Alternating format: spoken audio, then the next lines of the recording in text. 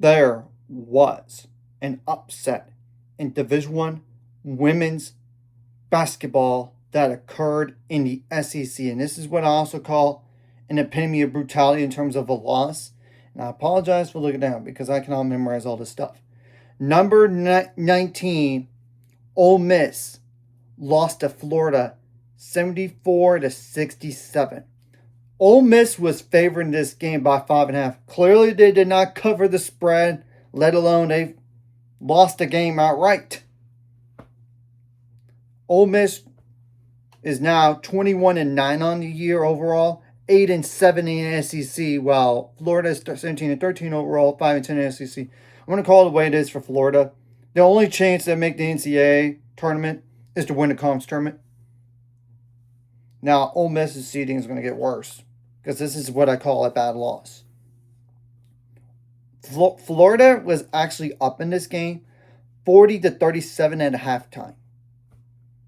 Second half, Florida scored 34 points. Ole Miss scored 30. But there's more to the game than that. That's why I'm definitely going to go with stats. When you look at the last minute of the game, really, it's not really that much in terms of mentioning. I mean, like, with around 52 seconds left, Tiana Thompson made a three, assisted by Cody McMahon from Ole Miss to make Florida up 72 to 67. And the foul was called on Debricia Poe from Ole Miss around 39 seconds left. And Liv McGill went to the line, made both free throws to make it 74 to 67. Tiana Thompson missed a three around 29 seconds left for Ole Miss, and Jalen Murray got the offensive board for Ole Miss, and then Tiana Thompson attempted another three and missed it, and Florida got the defensive board, and Florida did call timeout. You know what's crazy is Ole Miss decided, we're not fouling. This game's already lost. It was only going to get worse in terms of margin, so Florida got the ball across half court and just dribbled it out, as it seems. Now, Ole Miss shot 39% from the field on 57 attempts, 41% on threes on 22 attempts. They only made 2/3 on free throws on 21 attempts. I'm not saying go perfect at the line because it's pretty hard to go 100% at the line. But if you made every single free throw, you would win the game. And obviously, if you would have made more shots on offense, as well as a few free throws here and there, maybe this game goes to overtime. 29 rebounds, 12 of those offensive, 14 assists, 14 turnovers, 5 steals, 3 blocks, and 25 fouls. And how many points off the bench? 31. 25 from Tiana Thompson. She did everything she could off the bench. 8 for 15 from the field on 7 for 11 on threes and 2 for 2 on free throws. You can't do much better than that. And you know what's crazy is she averages like 5 points per game. So she did 5 times as much in terms of points tonight, and yet Ole Miss still lost the game. And 6 by Jalen Murray. And only 3 double-digit scores combined for Christine from Ole Miss had 10. Cody McMahon had 15 points though. She was like 6 for 14 from the field, 1 for 3 on threes, 2 for 4 on free throws. And then obviously that 25 from Tiana Thompson. So that's 50 points right there. And only one player from Ole Miss scored 6 more points this game, and that's Jalen Murray with 6. Yeah, Letitia Lattimore, she was shut down tonight. She's a double-digit scorer. She only had 5 points. Denham DeShields, not really a double-digit scorer.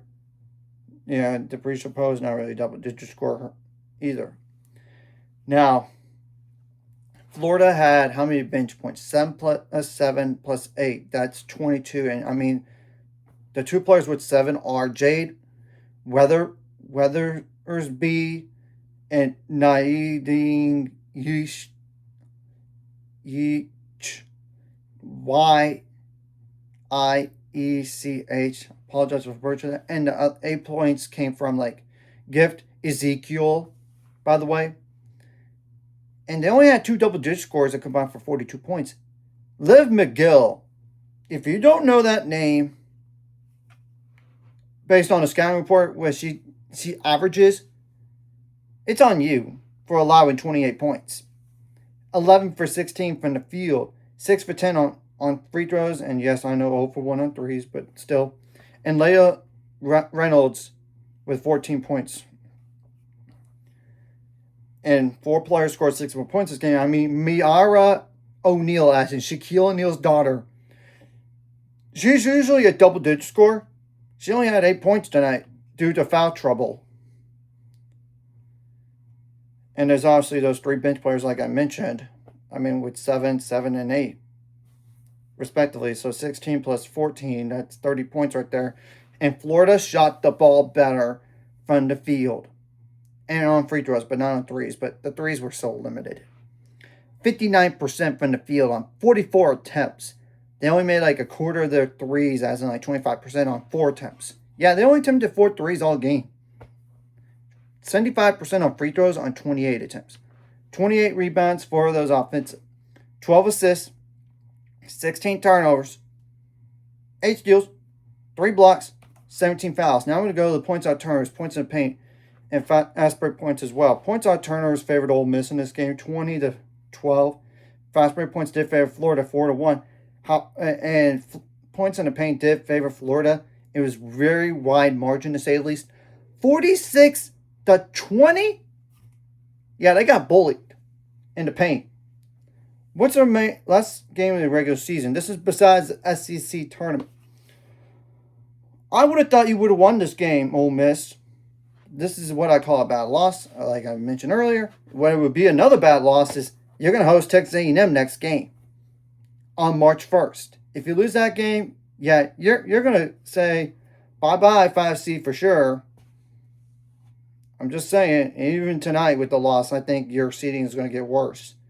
And it depends on the matchups on it and the SEC tournament too. And I don't know about a 4 seed at this point for Ole Miss. Unless they flat out win the SEC tournament, which is going to be good luck trying to do that. Given that you have to deal with Vanderbilt, South Carolina, Texas, LSU, and Oklahoma. It's not even mentioning Kentucky. So you get the whole point. Now, Florida, the last remaining game is on the road to Georgia. They're probably going to come off of and it's on March 1st. They're probably going to come off of a loss against Texas tonight. I'm just being real. They're already down double digits. Am I shocked? The game was in Austin. And I just think, and the question will become after this season is over, will Florida move on from head coach Kelly Ray Finley? She hasn't been exactly great since year one. I mean, year one was a NCAA first round exit.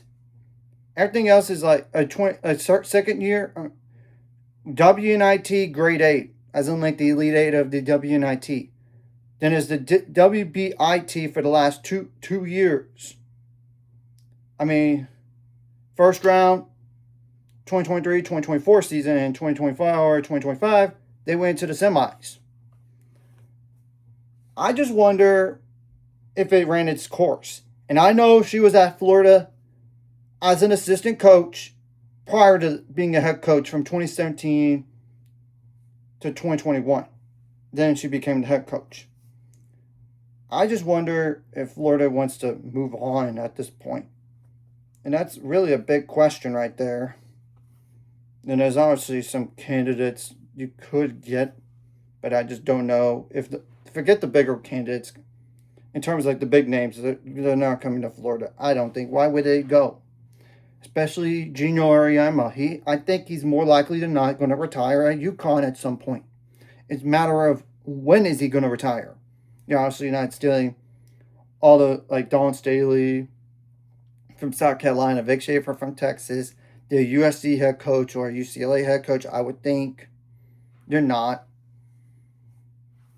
So you get, and even Kara Lawson from Duke. I don't know if she really wants to go down to the SEC, especially what she's built at Duke. And if there was one job maybe that she would be interested in, that would be the Tennessee one. But even then, like a few years ago when the job was open, she just decided not to interview for the job. So we're gonna have to obviously wait and see what happens in the offseason. And this also depends on like how invested is Florida in women's basketball. I'm just saying the truth. So, anyways, if you like this content, hit the like, subscribe button. See you guys later on the Reddit. 800 scores, ultimate goals, 1,000 more. Some of my month scores like video comfort really helps YouTube background. Some more people see this the videos help as well. Some more people could watch. And if we're watching and not subscribe, hit subscribe button, hit the notification bell as well. And I'm not calling for her job to be fired, but I have seen posts about Florida fans possibly wanting to move on from the coach. And I just want to briefly discuss that.